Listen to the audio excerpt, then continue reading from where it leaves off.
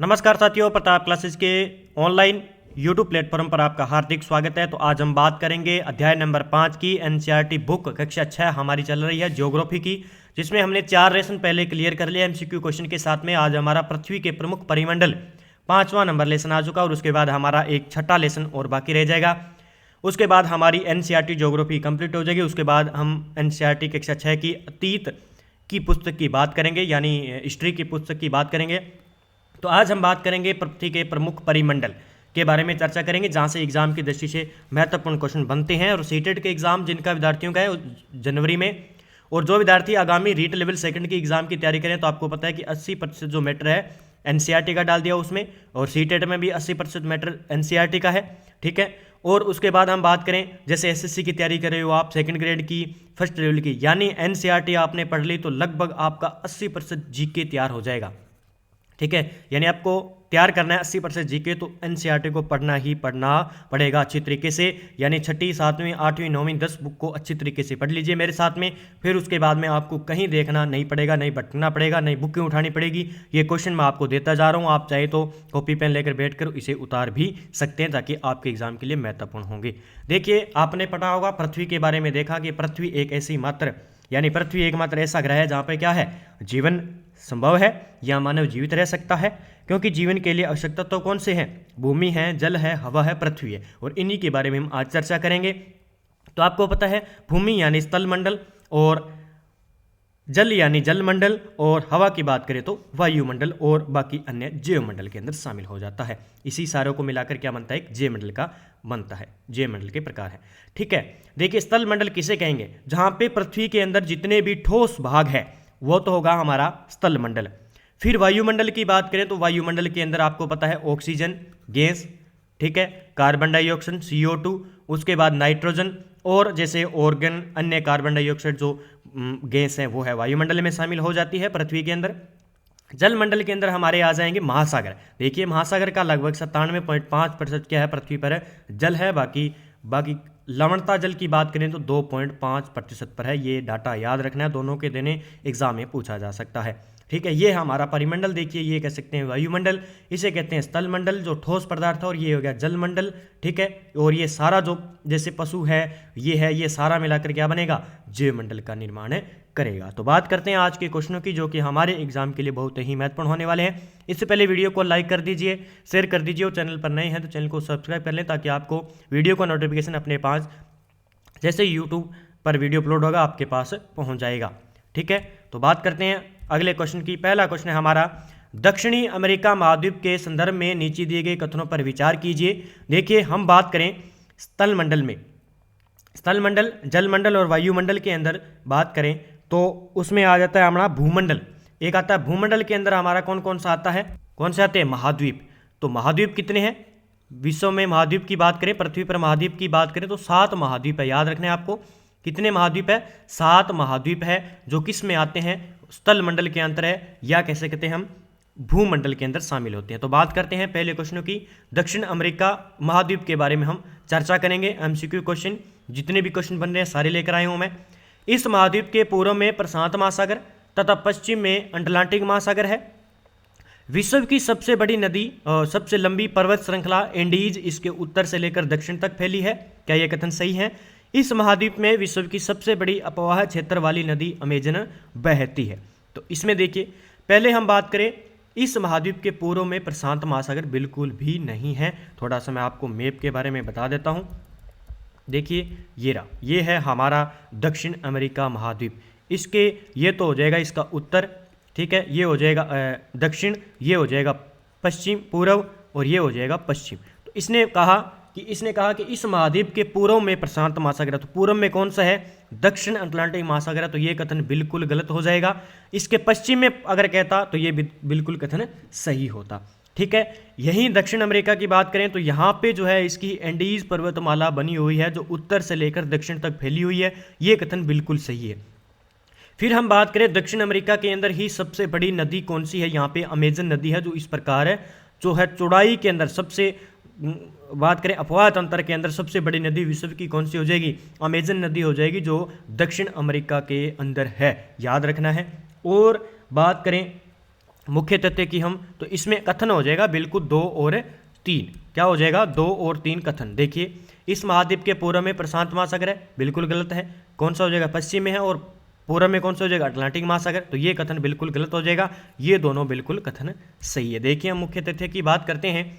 इस महाद्वीप के पूर्व में अटलांटिक महासागर है तथा पश्चिम में प्रशांत महासागर है। दक्षिण अमेरिका महाद्वीप का अधिकांश भाग दक्षिण गोलार्ध में ही स्थित है। देखिए, मैप में देखें, ये है हमारे 7 महाद्वीप।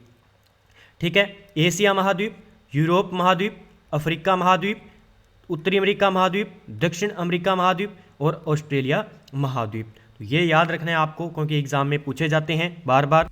तो पृथ्वी पर कितने महाद्वीप है? 7 महाद्वीप है। यहाँ पे एक महाद्वीप और है, ठीक है, दक्षिणी, जिसे कहते हैं दक्षिणी ध्रुव पर है अंटार्कटिका। क्या कहते हैं? अंटार्कटिका महाद्वीप। क्या कहते हैं? अंटार्कटिका महाद्वीप कहते हैं इसे। ये यहाँ पे है, ठीक है, ये 7 है। देखिए, सबसे बड़ा हो जाएगा हमारा एशिया, 1 नंबर पर आएगा। अगर आपसे पूछ ले क्षेत्रफल में, 1 नंबर पर एशिया, 2 नंबर पर आएगा अफ्रीका, 3 नंबर पर आएगा उत्तरी अमेरिका, 4 नंबर पर आएगा दक्षिण अमेरिका, और 5वां सबसे बड़ा जो है कौन सा हो जाएगा? हमारा अंटार्कटिका। फिर आपसे पूछ ले विश्व का छठा महाद्वीप कौन सा है? सबसे बड़ा विश्व का छठा महाद्वीप जो एनसीईआरटी बुक में दिया हुआ है, ये हो जाएगा छठा। और 7वां यानी सबसे छोटा महाद्वीप आपसे पूछ ले तो ऑस्ट्रेलिया हो जाएगा। इसी के हिसाब से हम तो देखें, तो देखिए प्रशांत, ये महासागर कितने हैं? 5 है। उत्तरी प्रशांत महासागर, ठीक है, और हिंद महासागर हो जाएगा, ठीक है। उसके बाद आर्कटिक महासागर हो जाएगा। आर्कटिक महासागर है, ये महाद्वीप नहीं है, ठीक है, याद रखना आपको। आगे महासागर जलमंडल आएगा, उसी प्रकार हम चर्चा करेंगे। तो इसका आंसर जो हो जाएगा 2 और 3 हो जाएगा। आगे हम क्वेश्चन की बात करते हैं। अगला क्वेश्चन है, नीचे दिए गए कथनों पर विचार कीजिए। एनसीईआरटी बुक में हूबहू दिए गए हैं ये। इस प्रकार के क्वेश्चन यूपीएससी के अंदर, सीटेट के एग्जाम में, रीट के एग्जाम में, आगामी एग्जाम में पक्के जो उठाए जाएंगे। देखिए, वायुमंडल में उपस्थित नाइट्रोजन गैस सभी प्रकार के जीवधारियों की वृद्धि में सहायक होती है।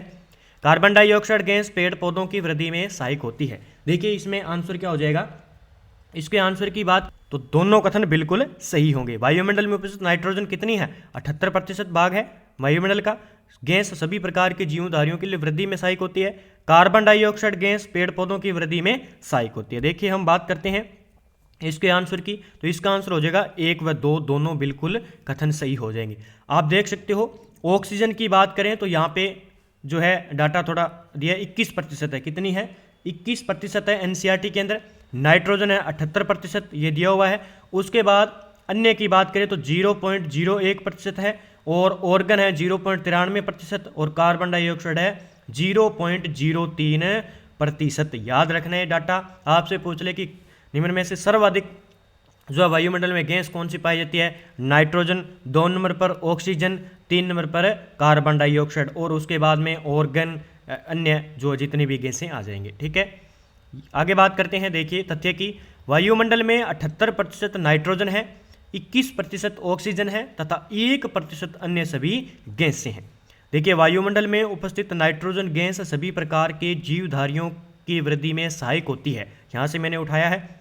ऑक्सीजन सांस लेने के लिए आवश्यक है, आपको पता है, ठीक है। ऑक्सीजन हम प्राप्त करते हैं और कार्बन डाइऑक्साइड छोड़ते हैं। कार्बन डाइऑक्साइड यद्यपि बहुत कम मात्रा में है, लेकिन यह पृथ्वी के द्वारा छोड़ी गई ऊष्मा को अवशोषित करती है, जिससे पृथ्वी गर्म रहती है तथा यह पौधों की वृद्धि के लिए भी सहायक है। याद रखना है आपको कि पौधों की वृद्धि के लिए कौन सी गैस सहायक है? कार्बन डाइऑक्साइड, जो पृथ्वी पर बहुत कम मात्रा में पाई जाती है। ये डाटा याद रखना है। डाटा याद रखना है, नाइट्रोजन 78% है, ऑक्सीजन 21% और अन्य 1% डाटा है। आगे बात करते हैं, वायुमंडल में मध्यमंडल किन 2 मंडलों के बीच में पाया जाता है? देखिए, वायुमंडल में बात करें तो वायुमंडल में सबसे निचली परत हो जाएगी सौभमंडल। उसके ऊपर है समतापमंडल, जहाँ पे ये देखो वही जहाज उड़ते हैं, वो किस में उड़ते हैं? समतापमंडल में। फिर आता है हमारा मध्यमंडल, उसके बाद आयनमंडल, उसके बाद बहिर्मंडल। ये कितने मंडल है? 4 मंडल है। याद रखना है आपको, 5 मंडल है। ये कितने हैं? 5 मंडल है, 1, 2, 3 और 4 और 5। सबसे ऊपर में कौन सा हो जाएगा? बहिर्मंडल आ जाएगा, और सबसे नीचे कौन सा आएगा? जहाँ पे हम रहते हैं वो हो जाएगा हमारा सौभमंडल आ जाएगा। कौन सा? सौभमंडल आ जाएगा। अब इसने पूछा है कि वायुमंडल में मध्यमंडल किन 2 मंडलों के मध्य है? मध्यमंडल, तो देखिए समताप मंडल में आ जाएगा और आयन मंडल के मध्य। इसमें देखिए कौन सा है, तो ये हो जाएगा बी नंबर, बिल्कुल इसका आंसर हो जाएगा। इस प्रकार के क्वेश्चन जो है एग्जाम में बनते हैं।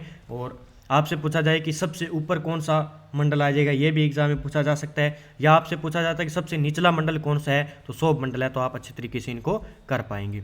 आगे देखिए मुख्य तथ्य की बात करें, वायुमंडल को उसके घटकों, तापमान तथा अन्य आधार पर 5 परतों में बांटा गया है। इन परतों को पृथ्वी की सतह से शुरू करते हुए सौभ मंडल, क्रम याद रखना आपको, समताप मंडल, मध्य मंडल, आयन मंडल तथा बहिर्मंडल कहा जाता है। वायुमंडल 1600 किमी ऊंचाई तक फैला हुआ है। याद रखना, यह डाटा पूछा जा सकता है कि वायुमंडल जो है कितनी ऊंचाई तक लास्ट में फैला हुआ है, तो लगभग 1600 किलोमीटर। एनसीईआरटी का डाटा याद रखना आपको। यह हमें ऐसी वायु प्रदान करती है जिसे हम लोग सांस लेते हैं तथा हमारी सूर्य की कुछ हानिकारक किरणों से भी बचाव करती है। कौन सी, ये जो वायुमंडल की परतें हैं हमारे। आगे बात करते हैं, देखिए नीचे दिए गए युग्मों को सही सम्मिलित कीजिए। देखिए इसने महासागर दिए हुए और इनके आकार जो है एनसीईआरटी बुक में दिए हुए हैं। प्रशांत महासागर, अटलांटिक महासागर, हिंद महासागर, आर्कटिक महासागर। प्रशांत महासागर की आकृति किस प्रकार है, अटलांटिक महासागर की आकृति किस प्रकार है, उसके बाद इसने कहा है कि हिंद महासागर की आकृति किस प्रकार है। तो एग्जाम में क्वेश्चन पूछा जा सकता है। तो प्रशांत महासागर की एनसीईआरटी में दिया हुआ है, सीधा लिखा हुआ है कि लगभग वर्ताकार है। ठीक है, ए का क्या हो जाएगा, लगभग वर्ताकार। फिर पूछा है अटलांटिक महासागर की आकृति अंग्रेजी भाषा के एस अक्षर के समान है। ठीक है, बिल्कुल सही है, इसका ये हो जाएगा 2 बी का। तो देखिए ए का हो जाएगा 3, बी का हो जाएगा 2। फिर हिंद महासागर की आकृति की बात करें तो किस प्रकार की है, हिंद महासागर की आकृति है त्रिभुजाकार, दिया हुआ है स्पष्ट। तो सी का क्या हो जाएगा, 1 हो जाएगा। आर्कटिक महासागर कौन सा हो जाएगा, उत्तर ध्रुव के चारों ओर फैला हुआ है। ठीक है, तो डी का क्या हो जाएगा, 4। यानी इसका आंसर देखें 3, 2, 1, 4, ये इसका क्रम है, बिल्कुल बन जाएगा। इसमें देख ले हैं तो इसमें देखिए 3, 2, 1, 4 क्या बन जाएगा, 3, 2, 1, 4। ये देखिए आपने कहा था कि एम आकृति की बात करें तो किस प्रकार है, हिंद आकृति को एक याद रखना, हिंद महासागर की आकृति एम आकृति की भी बनती है। किस प्रकार की, एम आकृति की भी बनती है। एग्जाम में पूछा जाता है कि एम आकृति का महासागर। अब देखिए अटलांटिक महासागर एस आकृति का, आपने देखा हो बिल्कुल इस प्रकार है। ये एस आकृति का कौन सा है, अटलांटिक महासागर है। ठीक है, फिर यहाँ पे देखिए इसने पूछा आर्कटिक महासागर, ये आर्कटिक महासागर की बात करें तो ये उत्तरी ध्रुव है, यहाँ पे ये ध्रुव से चारों ओर घिरा हुआ है आर्कटिक महासागर। उसके बाद प्रशांत महासागर की आकृति किस प्रकार है, त्रिभुजाकार है। ठीक है, याद रखना है आपको। आगे देखिए बात करते हैं व्याख्या की। प्रशांत महासागर लगभग वर्ताकार है। एशिया, ऑस्ट्रेलिया, उत्तर व दक्षिण अमेरिका इसके चारों ओर स्थित है। अटलांटिक महासागर अंग्रेजी के एस आकार का है। हिंद महासागर एक ऐसा सागर है जिसका नाम किसी देश के नाम पर यानी भारत के नाम पर रखा गया है। यह महासागर लगभग त्रिभुजाकार है। इसके उत्तर में एशिया, पश्चिम में अफ्रीका, पूर्व में ऑस्ट्रेलिया है।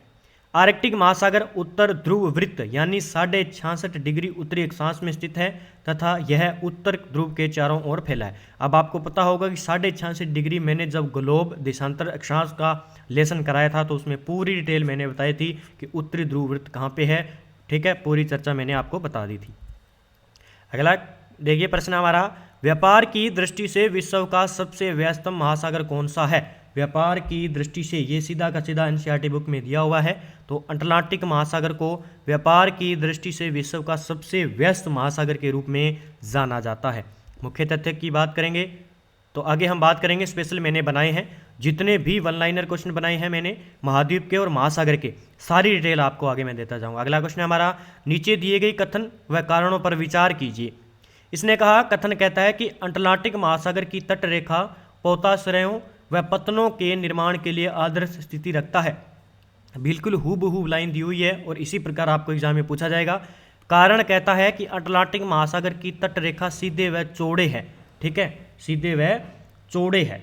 तो इसके आंसर की हम बात करेंगे तो इसमें कथन तो बिल्कुल सही है लेकिन कारण बिल्कुल गलत है। अटलांटिक महासागर की तटरेखा की बात करें तो किस प्रकार की है, एनसीईआरटी की बुक में स्पेशल दिया हुआ है। यह अनियमित व दंतुरित तटरेखा है यानी कटी फटी है, इस प्रकार बनी है, कहीं इस प्रकार है, किस प्रकार। तो इस प्रकार तटरेखा है किसकी, अटलांटिक महासागर की। तटरेखा सीधे व चौड़े बिल्कुल नहीं है, तो इसे कहते हैं दंतुरित। एग्जाम में पूछा जाए कि किस महासागर की तटरेखा दंतुरित है या अनियमित है, तो वो किसकी हो जाएगी, अटलांटिक महासागर की हो जाएगी।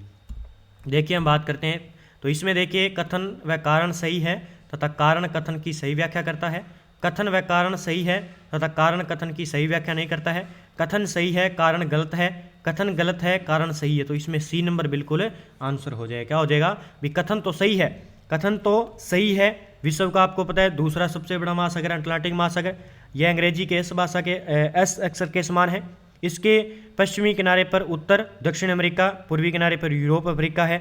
फिर बात करें तो इसके जो है पोताश्रय में पतनों के लिए आदर्श स्थिति रखता है, यह भी कथन बिल्कुल सही है। आगे देखिए व्याख्या, अटलांटिक महासागर विश्व का दूसरा सबसे बड़ा महासागर है, ठीक है, याद रखना है। तो इसके पश्चिमी किनारे पर उत्तर दक्षिण अमेरिका है तथा पूर्वी किनारे पर यूरोप अफ्रीका है। अटलांटिक महासागर की तटरेखा बहुत अधिक दंतुरित यानी कटी फटी है। यह अनियमित एवं दंतुरित तटरेखा प्राकृतिक पोताश्रयों व पतनों के लिए आदर्श स्थिति है। आगे देखिए, आगे बात करते हैं, नीचे दिए गए कथन किस महासागर से संबंधित है। देखिए इस प्रकार का भी क्वेश्चन बन सकता है। यह महासागर पृथ्वी के 1/3 भाग पर फैला है, अर्थात इसका क्षेत्रफल सभी महाद्वीपों के कुल क्षेत्रफल से भी बड़ा है। यह अन्य महासागरों की अपेक्षा अधिक गहरा है। इस महासागर के एक ओर एशिया और ऑस्ट्रेलिया महाद्वीप है तथा दूसरी ओर उत्तरी और दक्षिणी अमेरिका महाद्वीप है। तो इसमें हमें बताना है कि ये कौन सा महाद्वीप है जिसकी ये विशेषता बता रहा है। इसमें देखिए इसने कहा कि यह महासागर पृथ्वी के 1/3 भाग पर फैला है, ये कथन बिल्कुल सही है प्रशांत महासागर के बारे में, ठीक है।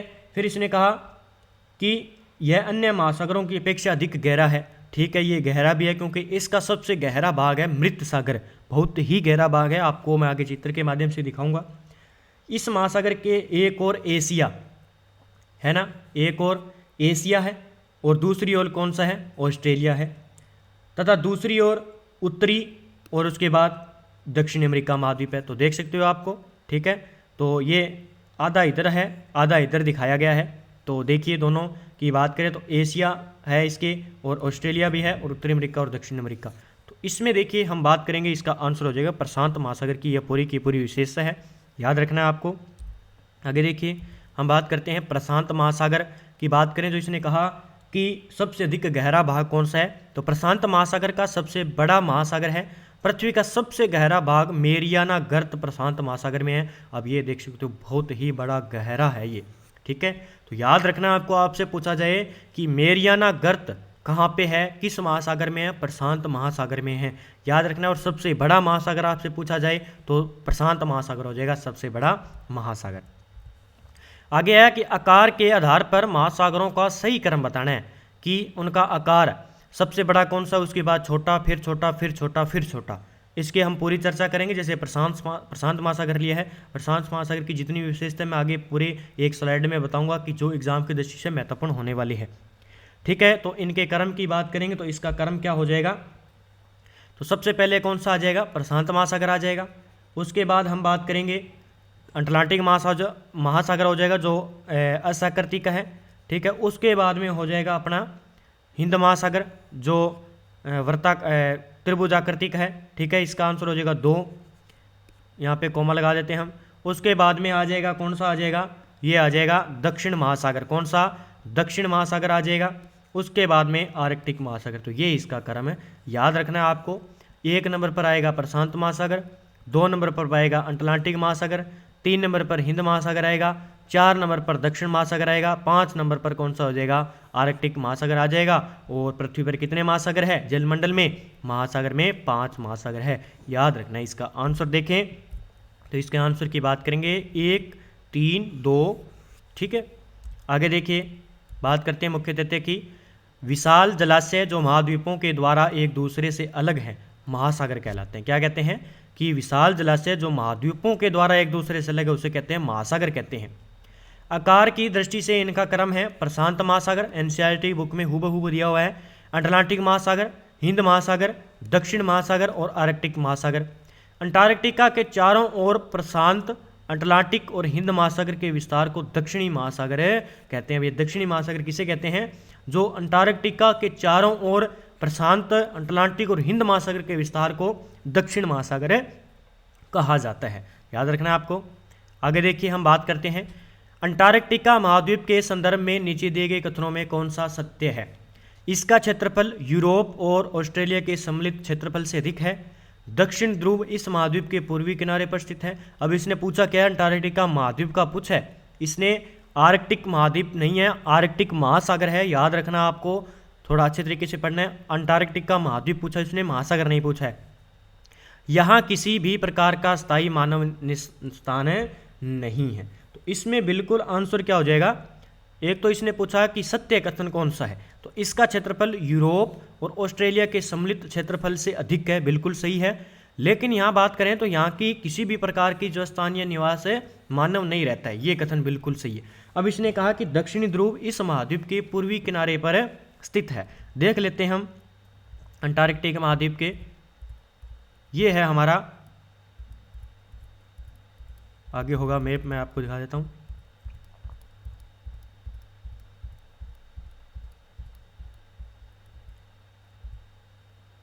ये रहा, देख सकते हो, ये है अंटार्कटिका महाद्वीप। इसने कहा कि दक्षिणी ध्रुव इस महाद्वीप के पूर्वी किनारे पर स्थित है। ये तो हो गया हमारा उत्तरी ध्रुव, ठीक है, ये हो गया हमारा दक्षिणी ध्रुव।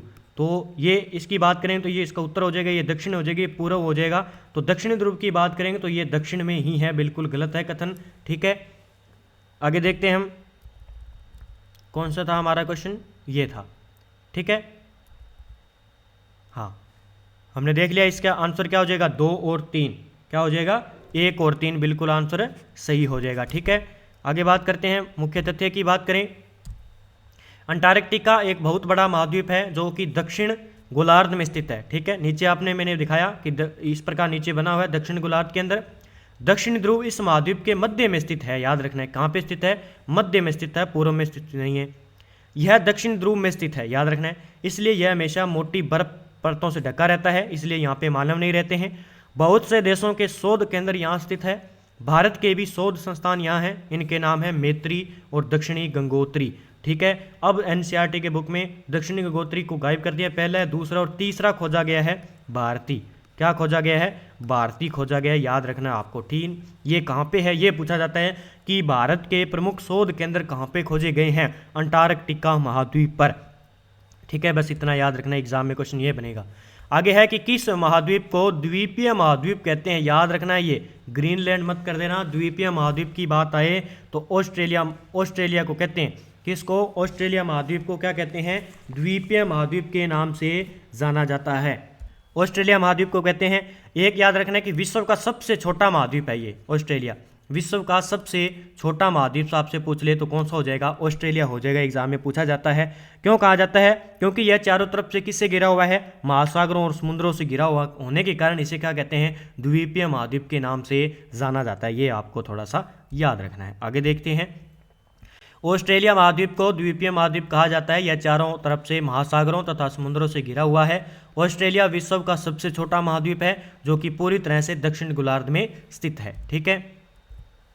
अगला क्वेश्चन है हमारा, जलमंडल में जल की कौन सी अवस्थाओं को सम्मिलित किया जाता है, जलमंडल में जल की कौन सी अवस्थाओं को सम्मिलित किया जाता है, ये एनसीईआरटी बुक में दिया गया अच्छे तरीके से। तो इसमें जल को शामिल किया जाता है, बर्फ को शामिल किया जाता है और जल वाष्प को शामिल किया जाता है। उपयुक्त सभी बिल्कुल कथन है, सारे सही हो जाएंगे, ठीक है। देखिए, पृथ्वी के बहुत बड़े भूभाग पर जल पाया जाता है जिसे जलमंडल कहा जाता है, यानी 97% भाग पर क्या पाया जाता है, जल पाया जाता है। जलमंडल में जल की सभी अवस्थाएं जैसे बर्फ, जल तथा जल वाष्प सम्मिलित होती है। आगे बात करते हैं, उत्तरी अमेरिका तथा दक्षिणी अमेरिका महाद्वीप किस देश में मिलते हैं। देखिए, उत्तरी अमेरिका और दक्षिणी अमेरिका महाद्वीप किस देश में मिलते हैं, किस देश से मिलते हैं, ठीक है। तो ये मिलते हैं पनामा के अंदर, किसमें, पनामा, बिल्कुल इसका आंसर हो जाएगा, क्या हो जाएगा, पनामा। चित्र भी मैं आपको दिखाने वाला हूँ, इससे पहले आप थोड़ा सा मुख्य तथ्य के बारे में जानें कि उत्तरी अमेरिका तथा दक्षिणी अमेरिका महाद्वीप पनामा देश की पूर्वी सीमा में एक संकरे स्थल से जुड़ा हुआ है जिसे पनामा स्थल संधि कहा जाता है। याद रखना है कि पनामा स्थल संधि किसे कहा जाता है, क्योंकि ये पनामा स्थल संधि उत्तरी अमेरिका और दक्षिणी अमेरिका को जोड़ती है। यह स्थल संधि अटलांटिक महासागर को प्रशांत महासागर से अलग करती है। याद रखना आपको, ये भी अटलांटिक महासागर और प्रशांत महासागर को भी अलग करती है, ये भी आपको याद रखना है। कौन सी, पनामा स्थल संधि। कौन सी? पनामा स्थल संधि। देखिए मेरे पास एक मैप है, आपको मैं दिखाना चाहूँगा। ये रहा, ये देखिए, ये है उत्तरी अमेरिका और ये है दक्षिणी अमेरिका, और ये जो बीच का स्थल संधि है इसे कहते हैं पनामा स्थल संधि। क्या कहते हैं? पनामा स्थल संधि कहते हैं। याद रखना आपको, स्थल का एक संकरा भाग होता है जो बड़े स्थलीय भागों को एक दूसरे से जोड़ता है। एक दूसरे क्या कहता है? जोड़ता है, ये अलग नहीं करेगा, ये जोड़ता है, उसे कहते हैं स्थल संधि कहते हैं। ठीक है, जल संधि जो अलग अलग करता है, ठीक है, जोड़ता है जल के अंदर। आगे थोड़ा सा मैं आपको बता देता हूँ, पानी का जल संधि किसे कहते हैं?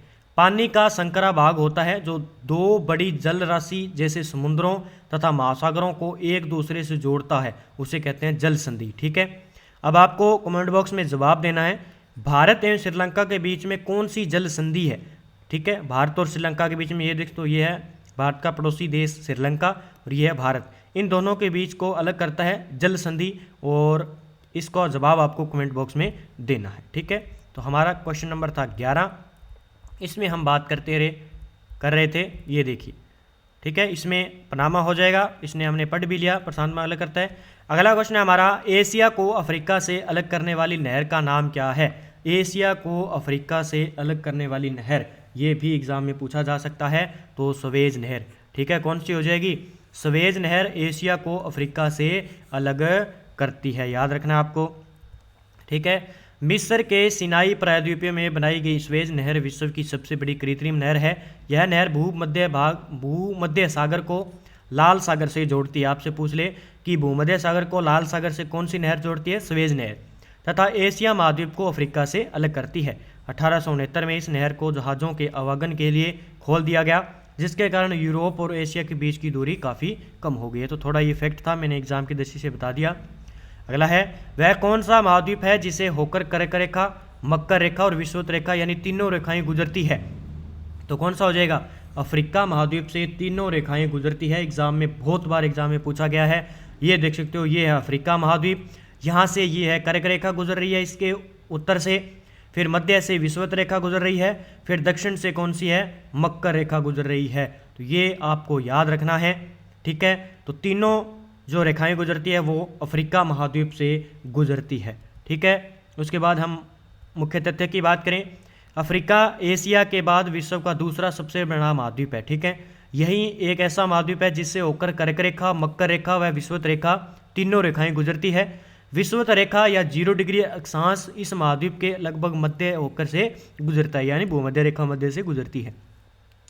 यहाँ पे देखिए कर्क रेखा, और देखें तो यहाँ पे देखिए ये दक्षिण अमेरिका से गुजरती है। एक तो दक्षिण अमेरिका महाद्वीप से कर्क रेखा गुजरती है, याद रखना है, एकमात्र कर्क रेखा गुजरती है इनसे।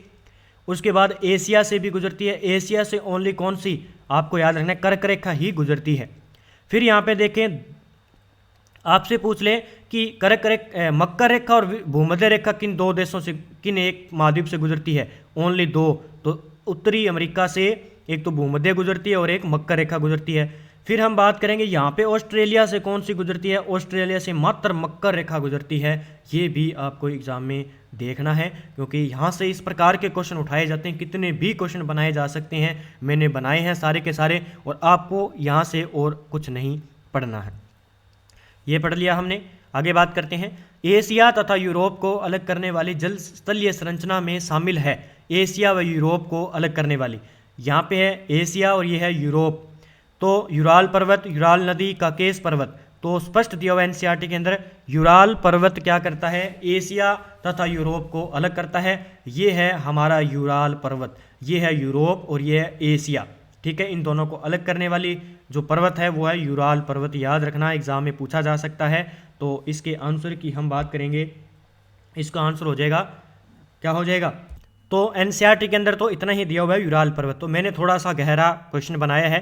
गहरा क्वेश्चन इसलिए बनाया है क्योंकि एशिया व यूरोप को अलग करने वाले ये सारे हैं, यूराल पर्वत है, यूराल नदी है, काकेश पर्वत है, तो इसका आंसर हो जाएगा उपयुक्त सभी हो जाएंगे। देखिए क्यों है, मुख्य तथ्य की हम बात करते हैं। यूरोप और एशिया एक ही भूभाग के रूप में दिखाई पड़ते हैं, जो यूराल पर्वत, काकेश और यूराल नदी के द्वारा एक दूसरे से अलग होते हैं। क्योंकि आपको पता है पर्वतों से ही नदियाँ निकलती है, तो नदियों से तो अलग होगा। यह एक पर व्यवहारिक रूप से यूरोप और एशिया को दो अलग महाद्वीप ही समझा जाता है। यूरोप एवं एशिया के संयुक्त भूभाग को यूरेशिया कहते हैं।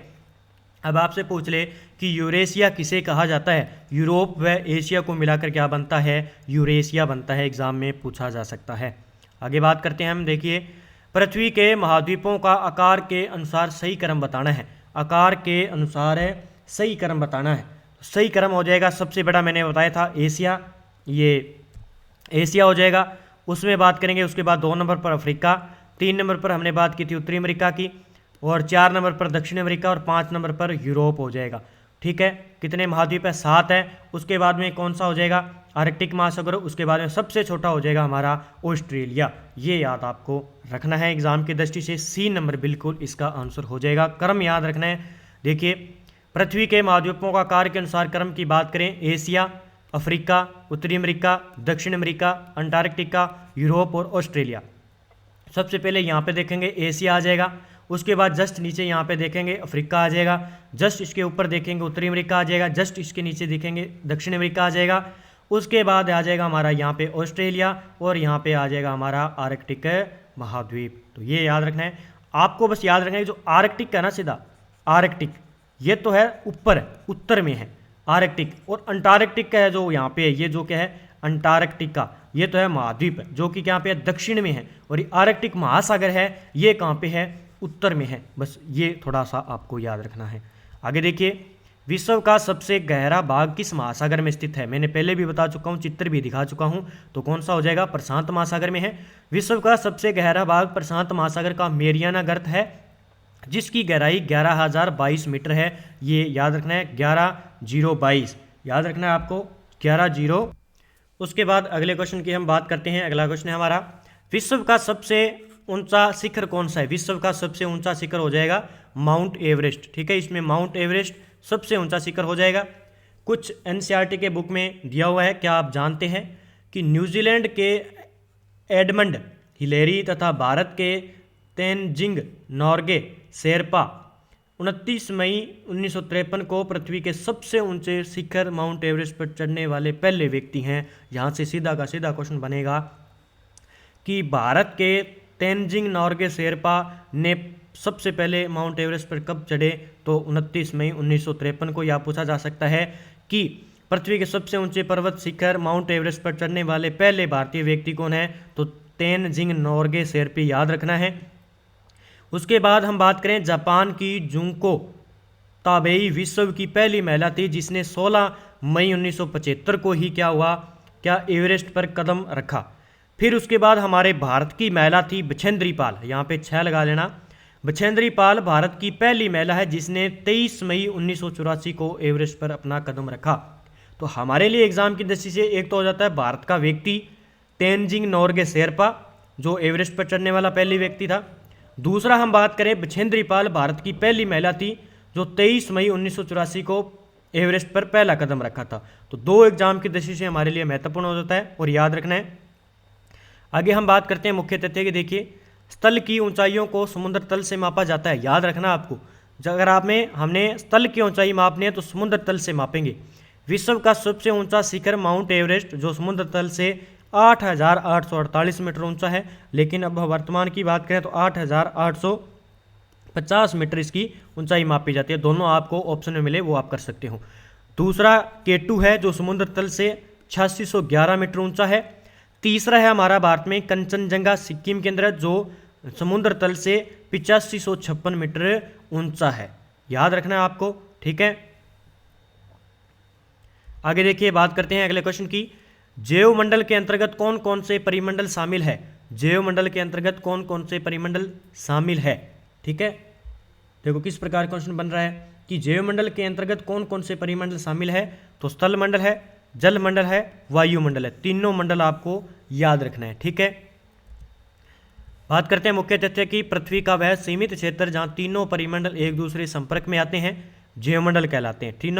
तीनों का संपर्क होगा तो जैवमंडल बनेगा। इसी परिमंडल में सभी प्रकार के जीव पाए जाते हैं, अतः यह सबसे महत्वपूर्ण है। पृथ्वी के तीनों परिमंडल आपस में पारस्परिक क्रिया करते हैं।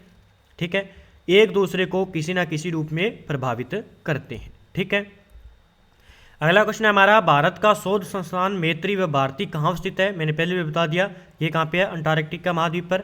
ये देख तो यहाँ पे, ठीक है, ये अंटार्कटिका महाद्वीप, यहाँ पे जो है खोजे गए हमारे मैत्री व भारती 2 शोध संस्थान, ठीक है। लेकिन दक्षिण गंगोत्री भी है, ये तीसरा था भारती, लेकिन दक्षिण गंगोत्री गायब होने के कारण उसका नाम नहीं आता, मैत्री और भारती ही आते हैं। मैत्री लगभग अब चल रहा है, ठीक है। आगे हम बात करेंगे, आगे थोड़ा सा मैंने इसके बारे में बता दिया आपको, इसका जवाब कमेंट बॉक्स में देना है। अब हम बात करेंगे, ये देखिए, ये थोड़ा सा मैंने लिया है यहाँ पे, ये है उत्तरी अमेरिका। अब आपसे पूछ ले कि उत्तरी अमेरिका का सबसे ऊंचा पर्वत कौन सा हो जाएगा? रॉकी पर्वत, याद रखना है। आपसे पूछ ले प्लेस्टीन पर्वत कहाँ पे है? उत्तर अमेरिका के अंदर है। आपसे पूछ ले एंडीज पर्वतमाला कहाँ पे है? दक्षिण अमेरिका के अंदर है, दक्षिण अमेरिका के अंदर है। आपसे पूछ ले अमेजन नदी कहाँ पे है? तो दक्षिण अमेरिका के अंदर है। और तीनों जो 2 रेखाएं गुजरती है तो वो कहाँ से गुजरेगी? दक्षिण अमेरिका से कर्क रेखा और भूमध्य रेखा। उत्तरी अमेरिका से ओनली कर्क रेखा ही गुजरेगी। तो ये आप अच्छी तरीके से मैप को देख लीजिए, जो एनसीईआरटी के कक्षा के अंदर दिया हुआ 6 के अंदर। आगे बात करते हैं महाद्वीपों की, ठीक है। आगे थोड़ा सा मैं और बता देता हूँ, ये है यूरोप, ये है एशिया, ठीक है, ये है एशिया। उसके बाद ये है अफ्रीका। आपसे पूछ ले तो देखिए, आपसे पूछ ले कि तिब्बत का पठार कहाँ पे है? ये यहाँ पे है एशिया के अंदर, ठीक है, एशिया के अंदर है तिब्बत का पठार। हिमालय पर्वत कहाँ पे है? एशिया के अंदर है। फिर देखिए ये रही नील नदी, विश्व की सबसे लंबी नदी कौन सी है? नील नदी है, नील नदी है, ये अफ्रीका के अंदर है, ठीक है। आपसे पूछ ले डेकन्सबर्ग पर्वत कहाँ पे है? डेकन्सबर्ग पर्वत कहाँ पे है? ये भी है अफ्रीका के अंदर है। तो ग्रेट जो है, ग्रेट डिवाइड्रिक रेंज है, ये कहाँ पे है? ऑस्ट्रेलिया के अंदर है, ठीक है। और उसके बाद हम बात करें छोटी छोटी और मैप के अंदर देखें, ये इसके अंदर दिया हुआ है एनसीईआरटी कक्षा 6 के अंदर। ये रहा आल्प्स पर्वत कहाँ पे है? यूरोप के अंदर है। भूमध्य सागर यहाँ पे है, ठीक है। एटलस की बात करें तो ये है अफ्रीका के अंदर एटलस पर्वत। सहारा मरुस्थल, ये रहा गर्म मरुस्थल, विश्व का सबसे गर्म मरुस्थल सहारा मरुस्थल कहाँ पे है? अफ्रीका के अंदर है, ठीक है। गोबी का मरुस्थल यहाँ पे है, ये है विषुवत रेखा यहाँ से गुजरती है। ये है आर्कटिक महासागर, ठीक है, आर्कटिक महासागर। और नीचे है अंटार्कटिक महासागर, ये रहा दक्षिण महासागर, ठीक है, हिंद महासागर। उसके बाद प्रशांत महासागर, और ये ऑस्ट्रेलिया आ गया। तो इतनी की जानकारी मैंने दे दी। अब हम बात करेंगे जितने भी महाद्वीप है, महासागर है, उनके बारे में 1 लाइनर जो भी एनसीईआरटी बुक में दिए हुए हैं, पूरा निचोड़ हम निकाल देंगे। तो यहाँ से क्वेश्चन बाहर नहीं जाएगा, चाहे तो आप इसका स्क्रीनशॉट ले सकते हो, चाहे तो आप कॉपी में लिख सकते हो। पहले हम बात करेंगे एशिया महाद्वीप की, जल्दी जल्दी से। विश्व का सबसे बड़ा महाद्वीप है एक तो, पृथ्वी के कुल क्षेत्रफल का 1/3 भाग फैला हुआ है इसमें, ठीक है। एशिया महाद्वीप पूर्वी गोलार्ध में है, एक तो ये याद रखना है, आपको पता है यहाँ पे, तो किस गोलार्ध में आ जाएगा? पूर्वी में। एशिया महाद्वीप से कर्क रेखा गुजरती है, ओनली याद रखना है। एशिया व यूरोप को अलग करता है यूराल पर्वत। यूरोप और एशिया की संयुक्त भूभाग को कहते हैं यूरेशिया कहा जाता है। इतने एनसीईआरटी में बने। आगे बात करेंगे अफ्रीका महाद्वीप की। विश्व का दूसरा सबसे बड़ा महाद्वीप है अफ्रीका। अफ्रीका महाद्वीप से विषुवत वृत्त यानी 0 डिग्री अक्षांश मध्य भाग से गुजरता है, मैंने बता दिया है। इस महाद्वीप से कर्क रेखा, विषुव रेखा और मकर रेखा तीनों गुजरती है। विषुवत रेखा यहाँ पे, विषुव रेखा नहीं, विषुवत रेखा तीनों गुजरती है। विश्व का सबसे बड़ा गर्म रेगिस्तान सहारा रेगिस्तान, मैंने अभी मैप में बताया, अफ्रीका महाद्वीप में है। यह महाद्वीप चारों तरफ से समुद्रों व महासागरों से घिरा है, अफ्रीका महाद्वीप। विश्व की सबसे लंबी नदी नील अफ्रीका से होकर गुजरती है, याद रखना, नील नदी कहाँ पे है? अफ्रीका के अंदर है। आगे उत्तर अमेरिका महाद्वीप, विश्व का तीसरा सबसे बड़ा महाद्वीप है। उत्तर अमेरिका और दक्षिण अमेरिका महाद्वीप को जोड़ती है पनामा जल स्थल संधि, ठीक है, याद रखना है। यह महाद्वीप पूरी तरह से उत्तर और पश्चिम गोलार्ध में स्थित है, आपने देखा होगा इस प्रकार बना हुआ है ऊपर, ठीक है। यह महाद्वीप 3 महासागरों से घिरा हुआ है, ओनली 3 महासागरों से, ठीक है। और इससे कर्क रेखा गुजरती है, ये भी आपको याद रखना है। दक्षिण अमेरिका महाद्वीप की बात करेंगे, विश्व का चौथा सबसे बड़ा महाद्वीप। विश्व की सबसे लंबी पर्वत श्रृंखला एंडीज पर्वतमाला स्थित है यहाँ पे। विश्व की सबसे बड़ी नदी अमेजन दक्षिण अमेरिका महाद्वीप में है, याद रखना है। विश्व की सबसे बड़ी नदी, बड़ी नदी पूछ लिया जाए तो अमेजन होगा, लंबी नदी पूछ लिया जाए तो नील नदी होगी, ठीक है, अफ्रीका वाली। आगे अंटार्कटिका महाद्वीप, विश्व का 5वां सबसे बड़ा महाद्वीप है अंटार्कटिका। दक्षिण गोलार्ध में स्थित है, नीचे नीचे। दक्षिण ध्रुव इस महाद्वीप के मध्य में स्थित है, याद रखना है। अंटार्कटिका महाद्वीप में भारत के शोध संस्थान हैं मैत्री व भारती, ये भी आपको याद रखना है। यानी पूरा निचोड़ अब मिलेगा आपको यहाँ पे। यूरोप महाद्वीप विश्व का छठा सबसे बड़ा महाद्वीप। यूरोप महाद्वीप एशिया के पश्चिम में स्थित है। एक सबसे बड़ी बात याद रखना यूरोप की, यूरोप महाद्वीप से आर्कटिक वृत्त गुजरता है। ये याद रखना है, कहीं ना कहीं एग्जाम में सीधा पूछा जाएगा कि किस महाद्वीप से आर्कटिक वृत्त गुजरता है, यूरोप महाद्वीप से। ऑस्ट्रेलिया महाद्वीप की बात करेंगे, विश्व का 7वां सबसे बड़ा महाद्वीप है। विश्व का सबसे छोटा महाद्वीप 7वां है और सबसे छोटा महाद्वीप। यह चारों तरफ से महासागरों व समुद्र से घिरा होने के कारण इसे द्वीपीय महासागर कहते हैं। ये याद रखना, एनसीईआरटी बुक में दिया हुआ है। आगे बात करेंगे हम महासागरों की। प्रशांत महासागर, आर्कटिक महासागर, अटलांटिक महासागर, हिंद महासागर, दक्षिणी महासागर, इन 5 महासागरों के बारे में चर्चा करते हैं। देखिए, पहला हो जाएगा सबसे बड़ा प्रशांत महासागर। विश्व का सबसे बड़ा महासागर है प्रशांत महासागर। प्रशांत महासागर पृथ्वी के 1/3 भाग पर फैला हुआ है, याद रखना है, जो पृथ्वी के 1/3 भाग पर फैला हुआ है सबसे बड़ा हो जाएगा। पृथ्वी का सबसे गहरा भाग मेरियाना गर्त प्रशांत महासागर में है, 11,022, याद रखना है। प्रशांत महासागर का आकार वृत्ताकार है, याद रखना है, वृत्ताकार है। एशिया, ऑस्ट्रेलिया, उत्तर व दक्षिण अमेरिका इसके चारों ओर स्थित है, ये भी याद रखना है आपको। फिर अब बात करते हैं अटलांटिक महासागर। विश्व का दूसरा सबसे बड़ा महासागर है। अटलांटिक महासागर अंग्रेजी भाषा के एस अक्षर के आकार का है, मैंने पहले बता दिया एस आकर के है। अटलांटिक महासागर इसके पश्चिम किनारे पर बात करें तो उत्तर दक्षिण अमेरिका है और पूर्वी किनारे पर यूरोप और अफ्रीका है। व्यापार की दृष्टि से यह सबसे व्यस्त महासागर है, एग्जाम में यह क्वेश्चन पक्का बनता है। आगे है हिंद महासागर। हिंद महासागर का आकार त्रिभुजाकार है। इसकी आकृति आपने देखी होगी, एम आकृति की है। इसके उत्तर में एशिया, पश्चिम में अफ्रीका, पूर्व में ऑस्ट्रेलिया, इसको तो आप अच्छी तरीके से समझ पा रहे हैं। फिर है दक्षिणी महासागर, 5वां। दक्षिणी महासागर अंटार्कटिका महाद्वीपों का चारों ओर से घेरता है। यह अंटार्कटिका महाद्वीप से उत्तर की ओर 60 डिग्री दक्षिणी अक्षांश पर फैला है, ये सीधा पूछा जा सकता है आपसे। फिर है आर्कटिक महासागर, 5वां। आर्कटिक महासागर उत्तर ध्रुव वृत्त में स्थित है। यह प्रशांत महासागर से छिछले जल वाले एक संकरी भाग से जुड़ा है, बेरिंग जल संधि के नाम से जाना जाता है। याद रखना है, आर्कटिक महासागर प्रशांत महासागर से बेरिंग जल संधि से अलग होता है, ये आपको याद रखना है, ठीक है। तो इतनी डिटेल थी, पूरा निचोड़ मैंने आपको बता दिया है। आप अच्छी तरीके से पहले एनसीईआरटी को बुक पढ़ें। मैं एक आपको ऐप भी बता देता हूँ कि कौन सा ऐप है जहाँ पे आपको एनसीईआरटी की बुकें मोबाइल पर मिल जाएगी। ई पाठशाला के नाम से आपको बुक एक ऐप मिलेगा। क्या मिलेगा? ई पाठशाला के नाम से, याद रखना, आपको डाउनलोड करना है ई पाठशाला, ठीक है। ई पाठशाला के नाम से आप बुक ऐप डाउनलोड करेंगे, वहाँ पे आपको ये सारी के सारी बुकें फ्री में मिल जाएगी। वहाँ पे आप इसका स्क्रीनशॉट ले सकते हो, इसको पढ़ सकते हो अच्छी तरीके से, पेज बाई पेज दिए होंगे कक्षा लगाकर वहाँ पे, और उसके बाद अच्छे तरीके से आप इसको पढ़ सकते हो। फिर उसके बाद इन क्वेश्चनों को करें अच्छे तरीके से। जिन विद्यार्थियों के पास बुक नहीं है वो ई पाठशाला ऐप डाउनलोड करके अच्छे तरीके से इनको पढ़ सकते हो। उसके बाद ये मैंने क्वेश्चन बनाए हैं, इसको आप कर सकते हो अच्छे तरीके से, ठीक है। और एनसीईआरटी की टेस्ट सीरीज भी मैं आपको बता देता हूँ, हमने जारी कर रखी है एनसीईआरटी की सीटेट एग्ज़ाम और रीट लेवल 2 के लिए और ऑल कंपटीशन एग्ज़ाम के लिए स्पेशल हमने एनसीईआरटी बुक्स सामाजिक एसएसटी अध्ययन कक्षा 6 से 10 तक नवीनतम संस्करण संपूर्ण अध्याय पर आधारित ऑनलाइन टेस्ट सीरीज भी स्टार्ट कर रखी है। अभी तक दीपावली धमाका चल रहा है, यानी ये 200 रुपये की हो जाएगी, अब आपको मात्र 100 रुपये में मिल रही है। अगर आपको इससे संबंधित संपर्क करने हैं तो 86 96 15 87 39 नंबर पर संपर्क करके पूछ सकते हो। बेस्ट प्राइस है, प्रताप क्लासेस के ऐप को डाउनलोड करें और एनसीईआरटी की टेस्ट सीरीज ज़रूर खरीदें।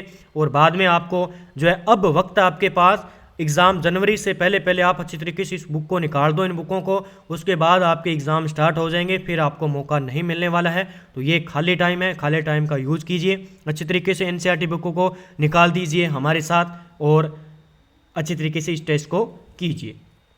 तो वीडियो को लाइक कर दें, शेयर कर दें, और चैनल पर नए हैं तो चैनल को सब्सक्राइब कर लीजिए। स्पेशल आपके लिए ही मेहनत की जा रही है, क्योंकि एनसीईआरटी की बुकों को पहले पढ़ा जाता है, उसके बाद उसको टेस्ट तैयार किए जाते हैं, यानी एक दिन पूरा एक टेस्ट में लग जाता है हमारे लिए, और आप टेस्ट सीरीज ले लेते हो लेकिन तरीके से करते नहीं हो अच्छे तरीके से।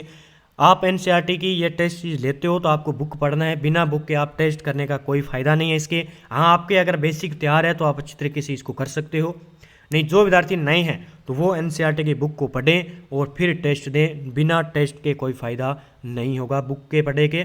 तो आपके लिए मेहनत करें स्पेशल, ताकि आपके पास खाली टाइम है, इस खाली टाइम में आप आगामी रीट लगभग 12,000 पदों पर घोषणा की जा रही है।